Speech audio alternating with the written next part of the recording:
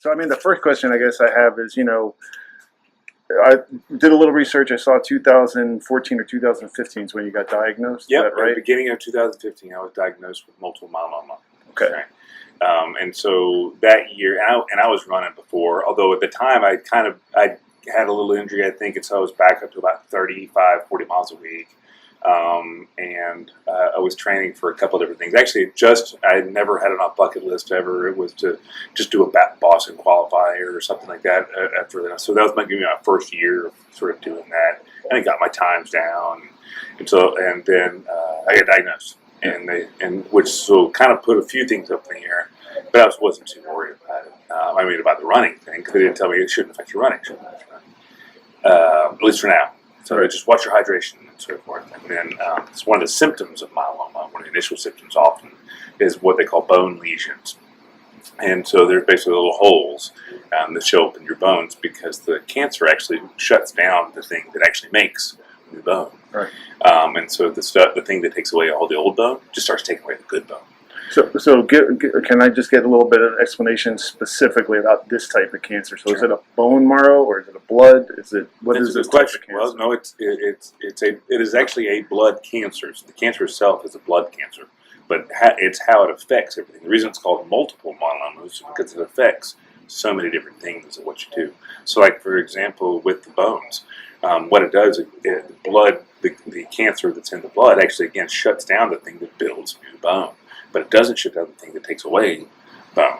So it just starts taking away, so it starts causing holes in your bone. So because of this cancer that I have, and because of it did that for a while apparently, or at least fairly aggressively for a while until I was diagnosed. I've had 2 compression fractures in my spine. I've got a hole in my hip. I've got holes all in my sternum as well as my collarbones. I've got holes in my skull, and so I actually do have a holy head. So all of those things happened. So they had to shut me down immediately, mostly because they were worried about me breaking a hip. Because if you break a hip, you got worse problems. Right. So they shut me down right then. And that was probably March of that year. Okay. And started me on chemo immediately, and started me on what they say fusion is supposed to help shut down or bring back and boost the thing that builds new bone. Okay. So make sure that goes on, and also it shuts down the stuff that takes away the bone because they don't want to do that anymore. Not for a while, until I start building bone back and that sort of stuff, density. So I saw that the word that I think they used in the write-up that I saw online was basically that it was fairly successful, but obviously fairly successful. What is that kind of a definition in this particular case? Well, currently there's no cure for myeloma, number one. Right. And it is what they consider, not to be morbid, but it is a terminal disease. And if you were to look it up online right now, currently I still think it says mortality rate is something like after 5 years. Basically, they're giving you a 49% chance of making it beyond 5 years or something like that. I think that's a bit misleading because that data is probably a little bit old by the time it comes out. And they're having a lot of success with things. And chunks of that are, related to the fact that most people who have this disease are older. The average age is much older than what I am. I'm 40. I'll be 47 this year, and I was 43 when I was diagnosed. And the average age at that time was 65.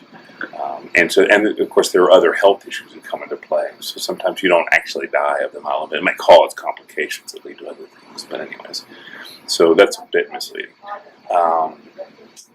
But it is a terminal cancer. So to answer your question, I had a bone marrow transplant, which basically reset my immune system.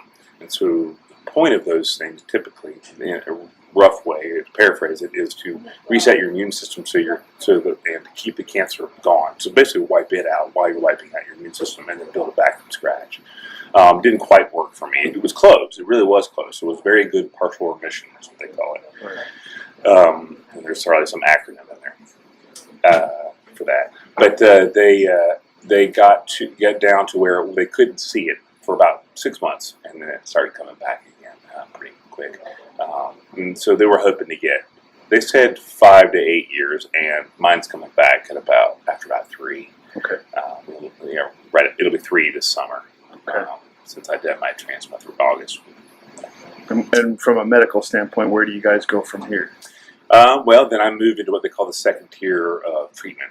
meaning that I failed on a course because I've been on a maintenance chemotherapy ever since then.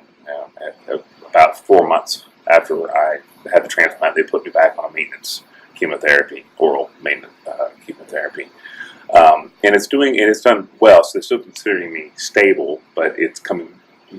I guess I'm saying I'm unstable, getting unstable, and so because of that, probably by the end of this year, I'll have to look at another regimen of drugs. But the good news is that there's a lot of stuff that's come out since then, going towards that. And so there's so many things that affect how well those drugs work, and there's not a ton of data on it, partly because the drugs are coming so fast they haven't been able to test that. Because you have to have a couple of years worth of data, and there's stuff that's less than 2 years old that already moved in the FDA approved, second tier window. So they just don't have to. So going back, so healthy lifestyle. Healthy lifestyle, right? Sure. So there's 3 programs that we're trying to set up. We knew there was a gap here for a couple of things. One is that there's this disease causes lots of things, and depending on the level of it, how aggressive it is, and all that sort of stuff, but it causes a whole bunch of symptoms. Actually, the chemo, of course, does too, and one of the biggest ones is exhaustion and just fatigue. Sure. However, if you keep pushing through that, it gets better.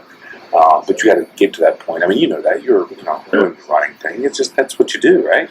Yeah, but I got a question for you, because I'm listening to what you're saying, and sure, there's definitely, when you start doing the ultra stuff, a mind over matter point, right? Absolutely. Where your body is really good at adapting, and you're probably seeing this because you're doing it day after day right now. So people always think like, man, somebody's running 30 miles every day, and they're going to do it for 12 days or 20 days or 50 days. How can they do that? And everything I've ever heard from folks is that, by day 7, day 8, you kind of go through this dip and like, man, what am I doing? And then all of a sudden you start getting stronger and stronger and stronger. But they're completely healthy. So I guess the question that popped into my head when you were talking about kind of fighting this disease is, I understand you're trying to raise awareness, but I would imagine your immune system is super important to help you with this battle. Sure. So why choose a platform to raise awareness where ultra distance running definitely will knock your immune system to crap? It can, sure, absolutely, it can. But there's also that point where you hit, I haven't gotten sick, and this is day 37, right? Yeah. Wow. But in November, I have 3 kids, and my youngest is 5, and so she was 4. Which last fall she got RSV, which is pretty common in toddlers. That's what, but there's two groups of people that are usually susceptible to that. It's toddlers, new people that don't really have much of an immune system, people who've had bone marrow transplants, and so she was over it in 3 days. I wound up in the hospital with pneumonia. Right. Sure. So yeah, there are things, but those are out there anyways, I guess is my point. And here I have been going, except today, I only did 20 today. But 2 days before this, I did over, combined 2 days, 63 miles in 2 days. And that was after having done, I'm up to about 700 for, since April 1st. Right. And so there's something to say that your body is adapting to that. There's certainly science behind that, but they're not going to push people to. And I'm not saying that this is actually what I'm touting, is this ultra endurance stuff. Of course not. That's not for everybody. What I'm touting is keeping moving forward. And so whatever that means, whether your movement involves very little or a lot, and whatever that level that means, and that's what we're working towards. So that's part of it. And so the gap is making them aware that it's not even just long life, because that's a hard one to back up to say that this is going to make you live longer. But quality of life, absolutely. I don't think any of us doubt that. And then the other gap, and maybe the biggest one that's in a lot of people's minds, is we're starting a patient's assistance fund for non-medical stuff. You have the best insurance in the world, and with this disease, it's ultra important to have the opportunity to go see somebody outside your area, because it's such a specialized cancer. Sure. I live in the Asheville area, which we have a wealth of resources and a lot of things, including healthcare. this is a specialized disease. In the only places that they really have oncologists that are focused on this disease are research centers around the country. And there's only very few of those around the world. So you've got Duke and Emory and Mass General and out in Arkansas, the St. Walton Center, what's that, Little Rock? Fayetteville or Little Rock? So Arkansas. Yeah, it's Arkansas. Yeah. Mayo up in Minnesota. But there's only a few of those. Right. So when my doctor told me that I had myeloma, the second thing he says is that you need a second opinion. Not on whether you have myeloma, we know that, but it's the course of treatment. Because one thing is changing rapidly with somebody specialist. About a month, not even, maybe 2 or 3 weeks before I left out, I went to my doctor, my local oncologist in Asheville, and I asked him, I said, so how many patients, cancer patients, do you have total? And he said roughly somewhere between 500 and 600 patients. Like, wow, that sounds a lot. He goes, well, remember, I'm not seeing all of them every week. I'm seeing them, every 6 months now, or a year even, because they've been in remission so long.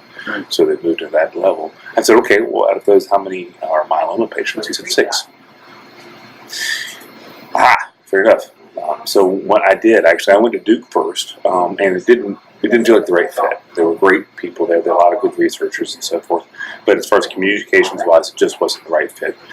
And so a friend of mine, her sister has myeloma. And although I didn't know that, which is funny because I've known her for probably 15 years, and I didn't know her sister had myeloma. But she told me about Dr. Lonio, who's down at Emory, and he's one of the top researchers in the field of myeloma, actually worldwide. He started the COMPASS program, which actually collects data from patients and sort of shares that information amongst other research centers. So we're trying to make this sort of an open source. And so I got in to see Lonio, and so now I have a lead physician, a lead oncologist out in Emory, who's heading that sort of thing, also handles like the transplant and the next course of treatment. And he's staying on top of this because he's at the forefront of what they're doing. But you have to have that from whatever angle they're coming in. Tom Brokaw, he has myeloma. He went to Mayo out there. Sam Walton, this reason Sam Walton Cancer Center was established because that's how Sam Walton died. It was multiple myeloma. Mass General up in Boston, Matt Damon's father, he just passed away in December, actually, from multiple myeloma. So there are lots of connections there, but everybody recognizes that. So, and I say all that, getting back to the Patient's Assistance Fund, is that it ain't cheap being sick. You have to drive a car or fly a plane, or you go where you have to go to do this thing. Stay in a hotel, meals. Stay in a hotel, absolutely. When I got out, when I had done my transplant was about 3.5 weeks. I was in the hospital. Okay, not working, obviously, so forth. Some foods, things that I wasn't doing. Somebody else has got to be there with me, a caregiver typically. They're out of work. They need to be paid. Insurance needs to be paid for them to eat. I'm not paying for them for those things. So there's little things like that. Get it, and you're not working. You might not be getting disability or anything like that, and those are minimal anyways, right? It's so many hoops that you have to jump through to get that. But you got to pay utility bills so they don't shut off your water. Yeah. You need gas cards so you can get to and from places. You need a plane ticket. You need a hotel room. When I got out of my transplant, when I got done, they released me. They actually wanted me to stay around. I think it was 10 days maybe afterwards. So I had to stay in the conference center hotel. I didn't have to stay there. I could stay somewhere around it. But I had to stay close. Sure. So I needed to stay somewhere close to the hospital to go to and from, get my catheter and heart catheter removed. Things like that are checked on every day, cleaned, and all of these things. And all of those things cost money. I don't have tons of means, but I have family and friends who actually like me, and they helped me out when I do that. Help me out with my kids, somebody to watch my kids. That's not probably the norm with most people. Sure. And just in a hotel room, outside of that was probably what, $3,000 that I paid for staying somewhere for a week. Not to mention food and gas and all that sort of stuff. That's pretty intense. Yeah. And that's more than a lot of people make. Sometimes, right? So Going then to people's backyards. so we're trying to do is establish a grant system where people can apply for this 4 times per year. And they're small at first, it's $500 per grant. But this is what we need. And so, and the third thing that we're actually doing is we are donating a portion of what we receive that doesn't go to those other 2 programs to the MMRF, the Research Foundation.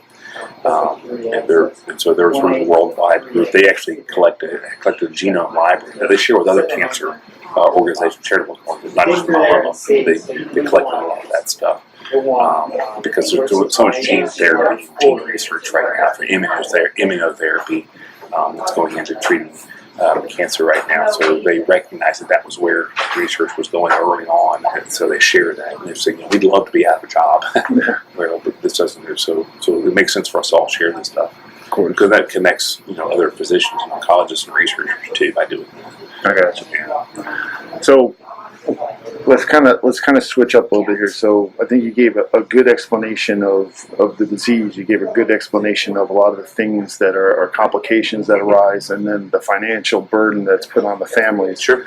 So kind of dovetailing into the running stuff. So I would imagine right now you're looking. We all should be looking at life as time is at a premium, right? Because you only go through the rodeo one time. So obviously, right now you've got some things in front of you that you may have a shorter amount of time than most people. Hope not, right? We're fighting this battle, but the fact is, I would imagine you're hyper aware of the premium on your time and the premium on the time with your family. So again, going back to the platform you're using, you're literally putting yourself in a situation where you're using that premium time to run and to run a lot. Big chunk of it, yeah. Yeah. So kind of explain your thoughts on that, and then so I don't have to keep asking you questions. I'd love to know, when the journey started, what's the logistics of it, how are you guys, getting through this on a day-to-day basis? When's it going to end in your guys' estimation? And what's the ultimate goal of this whole journey for you, so that we can kind of highlight that, in everything that we write and put out. I suppose the main goal should be, and I don't know, it probably depends on what time of day you ask me and how tired I am, but the main goal should be that I'm trying to raise funds and awareness for the organization. It's the trail itself is 1,175 miles currently. I know you look on the website, the Mountain Sea Trails changed over a few years. Some says 900, some says 1,000, some says like 930 or 840. But it's right now currently today it's 1,175. That's what their tag is. So we've set a goal of $100 per person or $100 per mile. That's what we said. So that was our goal. So $117,500. Okay. That's enough to start where we want to be in order to create these separate things in order to do it. So financially, that probably should be my main focus. Okay. It's not always for a bunch of reasons. One, I'm getting to live an adventure that, gosh, I haven't been able to do, especially as an adult with kids and whatnot, and responsibilities. Right. That my wife actually let me go off and trips around on roads and in the woods and hang out and get sweaty and nasty for hours and hours every day for 2 months. The target goal is 54 days. As far as finishing, that would put it at May 24th. The target average is 22 miles per day. I think we're closing in on that now. We lost a couple of days just because I discovered something called shin splints, and I probably started that a little bit too long. My first day was like 33, 34 miles of day one. Yeah. I probably should have eased off a little bit, but I don't normally run roads a lot, and so I just wasn't thinking about it. So, so I learned a lesson. So we actually did take a couple of days off, and that put us behind a little bit where I wanted to be. But worst case scenario, we finish on Saturday instead of Thursday or whatever. Okay. That's okay. What part? What am I leaving out here? So logistics. Yeah, sure, logistics. Yeah. And it's a whole long story to talk about how Dean and Chuck and I hooked up. But so we've got an RV that was donated by a woman who has multiple myeloma. I said, we need an RV, and we set up we directed a 5K in March of actually in my hometown, Black Mountain, called the Throwing Bones Run Trail 5K. How often can you do a trail 5K? It's hard to find a place where you can do a trail that's wide enough to do that, where you're not trampling over each other, right? Yeah, true. But we were trying to appeal to people who wouldn't normally run a trail race. So I wanted to do both. Plus, it was more like stuff that I like, even though I like running longer. Anyways, and Kelly was going to run this, and so she got hurt. She hurt her toe or something like that. And she couldn't run it. And then she calls me, or just messaged me on Facebook and said, I saw that you're looking for an RV. I said, yeah, I am. And she said, well, I've got one in my driveway. Forget it. Really? Yeah. So I drove down. Like 2 days later, she wasn't even there. She left the keys in the mat pocket, left her back door unlocked, and said she had to go fly her kid out to go college visits. So there we have it. So I got that done. That piece is done. Do you know who Sandy Valinis is? No. Okay, Sandy just did the Transcom record for women. Okay. So she also won Badwater last year for women. My well, almost married. Long story short, how I kind of met Sandy. Well, not Sue, but anyways, I've got a buddy who knows Sandy because he's crewed Badwater about 7 or 8 times before we moved to the Ashland area. And I just mentioned to him. I mentioned to somebody else. That's what it was. I mentioned to somebody else who kind of did a little interview on me about what I was doing. And she said, "Who are you?" In the interview, she said, "Who are you running yours?" And I listed off 3. I said, who am I saying? I said Rich Roll. I said Myrneville area, and I said Charlie for different reasons, although some of them for similar reasons. And it's not for their prowess or the podium stands or whatever, because really Rich and Charlie are really not on the podium programs. So usually have been up there, but they're not like super podium guys. And Myrna's never been close to a podium. She's the back of the packer, but she's a cool lady, and that's a whole other story. But she's a good lady. And so Greg reached out to me and says, Charlie's one of my really good friends. He said, I was like, really? He said, yeah. So I met him at Badwater. He stayed at my house in Puerto Rico. And yeah, really? Cool. So that kind of where that started. He says, I also know Sandy Valinis. That's pretty cool. He said, you need to ask Sandy about logistics because she just took Transcom last fall. So about RV and about crew and all that sort of stuff. So I called Sandy and she said, you need to talk to Cinder Wolf. Cinder was her crew chief and she didn't. Okay, so it's like she texted me Cinder's number. Actually, I think she texted Cinder. Cinder called me. And Cinder said, I talked to her on the phone. She actually wraps in your because I couldn't find a piece of paper, writing these things down on an old envelope that come in the mail. And so I'm on the back and scratching all these notes down. She's giving me a number of calories per day, how much the fuels can cost, what I'm going to need, if I have to rent them or if how much a cruise would cost. And she said, I'd actually love to do this. She said, but my mother has all the numbers and I just got back from Sandy's thing. I actually need some time home. She said, but do you know Chuck and Dean? I said, I know there's names. She said, the Running the Sahara that Charlie did. I said, yeah. She said, Chuck was on that cruise. She was the guy that they called the PT. Although it's not really PT, but they called him Chuck. Oh, that's cool. And he was the crew. They were the crew for Pete Kostelnik. They crewed Charlie a few times. They also did Pete Kostelnik when he did his. When he set the overall record 2 years ago in San Francisco. That was who. I think really. She goes, yeah. She texted. So apparently, seen her on the phone. So apparently, she texted Dean. And I swear it must have been 10 minutes later. Something like that. Dean texted me. He said, "Hey man," he said, "I checked with Chuck." He says, "Yeah, we want to do it." That was it. The whole thing. Let's talk. So, sure, we'll get an RV for 2 months. Yeah, through text. Exactly. Yeah, that was pretty much it. So he and I talked on the phone. So Dean and I talked on the phone for a while, back and forth. And then 3 was kind of just sort of interactive over the next couple of months and sort of planning this thing. So what kind of pace are you hitting every day? You're out there, it depends on what time. At the beginning of it, I was probably doing 11, 12-minute miles, which was stupid. I had set mileage that I had to get to every day. I didn't have to get there fast. And so it's another reason for the shin splints. And now I have a little plantar fasciitis. That's the new one too. Never had that. Don't recommend it. So I'm working that one. and a tight Achilles now. But anyways, So now but anyone is expected, right? So now my pace is probably closer to 20, I guess. Okay. Yeah, probably between 17 and 20 is probably most of the time. Partly because I'm also, now that I've slowed down a lot, I'm taking a lot of pictures.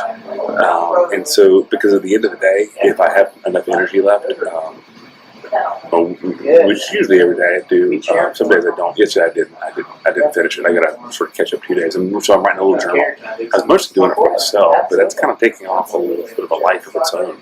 So I started vlogging what happened every day. So if you get a chance, you should look at that. It's on the website. Definitely will. Yeah, and so I've gotten a lot of good positive feedback from that. So it's kind of my day, sort of get through this, somewhere between 6 and 10 hours of hoofing, and of course the ultra shuffle. Oh yeah. I figured out how to use my trekking poles that I've had for a year and a half. I finally, you get a good 6 to 8 hours with those things. You start figuring them out after a while. They help. Yeah, I do now. I didn't realize it before. Now I use them on the road. Yeah, I never sounds like Yeah, oh yeah, that takes a lot off. It takes pretty much a ton off my back. I never knew. I never noticed. Like, wow, that's just awesome. But you got to get in the groove, right? Yeah. Well, I mean, I lived in Europe for 6.5 years, and a lot of Europeans use that stuff, and Americans always kind of go, oh, you know. Yeah, And then, right. yeah, these guys in Italy that I was with, they're like, you got to do it. And they started getting me into it, and next thing you know, you're like, that makes a huge difference. And now that But that's why the Europeans are always winning, like UTMB and everything. I mean, Americans over there try to run it. Yeah, They're, well, even Jerk now was running with things. So when he did the AT, he had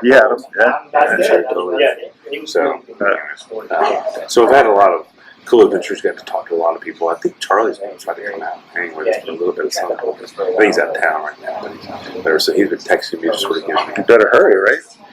You got like 17 days. Yeah, which I didn't realize today. I told Chuck this morning. I get up at 4 every morning, and I told Chuck, and I'm sitting there, I just ate something, and I said, when it gets under 2 weeks, I think that's when I'll just start doing the calendar. I said, so we'll be this Thursday, but the next Thursday.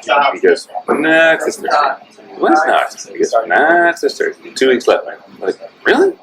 I'm like, what the hell? So, I mean, I don't want to keep you guys tied up, but, you know, if there's something you want to get out or say or whatever, I mean, what would it be? Like, what's, you know? That's a great question. And like I said, there's so many parts to this. I mean, because I want to do this for a couple of reasons. I don't know that I feel sort of. It sounds egotistical to say that I want to inspire people, but now I do because I'm realizing that I am doing that. So that's cool. And those are mostly the people that are the myeloma patients and people that care for them. You know, I want to inspire those folks because to show them, like, quick story. I joined up with a group called myeloma. It's just a Facebook group. I probably shouldn't say who it is because their guys are kind of testy about that sort of stuff. It's just a myeloma group. It's just a myeloma support group. And I had somebody that, but they want to keep it under wraps because they want to feel like they can say just about anything.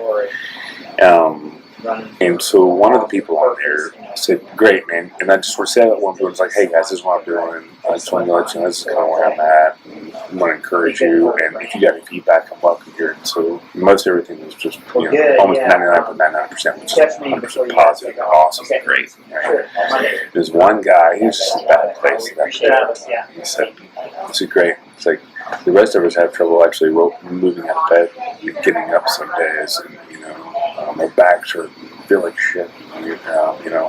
He was also, how it affects you. I don't feel like a man. I don't feel like I can, support my life. I can't, So I used to do the breadwinner. I'm not that anymore. I used to be a sports fisherman. I can't do that anymore. He said, and you're going to go run across the state of North Carolina and rub it in our faces. I ain't rubbing it in your face. I said, I feel your pain. But, I get it. It takes you to a bad place sometimes. You feel like there's life just ended because you can't do the things that you thought what life was about. So you change scope, you change focus. Right? And so the guy actually private messaged me later, or like a day or 2 days later. because I'd said all this open thing in the support group that like, I get you, man. I said, and you can be angry at me, and that's cool. I mean, that's fine. I mean, I get it. But I said, I understand that the reason I'm doing this is to encourage you not to do what I'm doing, but to do what you can do. Right. All right? And this is what I can do. I can. I know I can. And you and I both know that state of mind. But not everybody gets that. Yeah. And that's probably why half the metaphors I use is some sort of running metaphor when I'm talking to people. Yeah. Probably gets my kids really get annoyed with it. But Me too. Yeah. Like kids hate me. Absolutely. Yeah. But because it's you can talk about pacing yourself through life, or going at run your race. I mean, all sorts of things. That's it. One step at a time. Yeah, exactly. And so and that's why I say you just keep moving forward, and that's what it's about. So that's a big chunk of what I want, I think. But the reality is, I think that this organization means a lot and can mean a lot. So in order to do that, I have to have funds. Government's not giving handouts to people that are helping people, and they're not doing it themselves. Right. So that means we have to rely on other people and the kindness of others with the opportunity for a tax deduction. To do something that's going to benefit them or people they care about. Yeah. So, yeah. No, it's cool, man. I mean, I'll be praying for you. Thanks, I hope you're gonna be all right. But the thing about inspiring people, with my experience has been so when you start sharing stuff publicly, I always joke with my wife, I haven't made it yet because I haven't had that what are they called, trolls. I haven't had a troll yet. Yes. So my blog has grown. We're up to 250,000 hits and Right. all this kind of stuff. And I've been coaching people and doing all those things. And I haven't had a troll yet. I've had a couple of thumbs down on YouTube content, Sure. stuff like that. I haven't had that guy or lady yet that's like hounding me all the time, Sure. telling me I'm a piece That's of my one crap. troll. Yeah. That's my one troll. That's when I know I'll made it on Yeah. social media. Yeah. But the point I'm making is if you're willing to share your story truthfully, Yeah. my experience has been you're going to inspire people, and truthfully means it's got to be the shitty days too. Yeah. There's times where you're going to get out there and your shins are going to hurt and you're going to shut it down or whatever. Yeah. People need to see that stuff just as much as they need to see when you cross the finish line, right? Yeah. Because there's a process to all this stuff. Yeah. What I'm trying to do this year is highlight bullying. So I work with Operation Warm Wishes, and we're trying to run 100,000 miles collectively with the hashtag OWW, Operation Warm Wishes, Nice. run against bullying. So if you guys want to use that hashtag on social media, that'd be awesome. OW, can you send the kind of Yeah, I'll text you or whatever you guys want to yeah. do. But I guess the thing that I'm trying to say is to me, what you're doing is you're trying to make the world a little bit better place, and I think the world needs that. I actually talk about it with my colleagues here all the time because people come into work sometimes and they're all pissed off and it's a bad day, and I say, man, we're working at a running store. I mean, I literally just quit my job 6 weeks ago as a senior executive at a company to come work part-time at a running store because this is what I'm passionate about, and I'm fortunate enough that we're financially in that position that we can do that. Right. But what I try to tell folks is, I've been all over the world, and the world is filled with a lot more good than bad, but nobody wants to hear it. Right. It's not interesting. Hearing about, the guy came home and kissed his wife and played with the kids is boring compared to, someone came home and killed, the neighbor and did this and all the bad stuff going on. So I think people like yourself, I mean, it's amazing that you've run into this, major roadblock in your life, and you're choosing, because you said it yourself, not everybody has that mental capacity or aptitude to do it. You're choosing to do something really positive with it. And you're going to inspire people just by sharing your story. Well, thank you, man, and thank you for taking the time to talk about it. Oh, it's my pleasure. And thank you for doing the Operation Warm Wishes. That sounds pretty cool. That's again my pleasure. I mean, bullying to me is a big thing because I think you see with social media and with the internet, people get very brave behind a keyboard, and they're willing to say some really nasty things to each other, and kids don't understand the impact that they're having. And we've gotten story after story of I've seen that firsthand. I've got a high school and a middle schooler, so yeah. But young kids are committing suicide, or they're getting violent, or they're and it's because there's just, it seems like we're starting to lose that empathy. The way you handle that gentleman you know, that's empathy, right? You may not agree with his stance, but you're saying, look, man, I hear you and I understand you. And what you're saying is true too. Like, I coach a lot of people, and they're going, you know, to try to run their first 5K, and they're like, you know, you run 50, 60 miles, Joe. What, you know, how are you going to be able to help me? And I say, man, you got to understand something. If you don't run today and you're trying to run a 5K, that might as well be 50 miles. So it's not about running 50 miles because I run 50 miles. It's about you weren't running yesterday or moving yesterday, and you're going to get to a point where you can, you know, jog 3 miles. That's pretty cool, and it's healthy. Yeah. So it's like you said, that gentleman doesn't need to go out and try to run across, you know, North Carolina like you're doing. But if he can get out of bed tomorrow and move around a little bit more than he did the day before, Yeah. that's progress. It's progress. That's right. It's all about. Yeah. It's awesome. You guys are doing something real awesome. Thanks.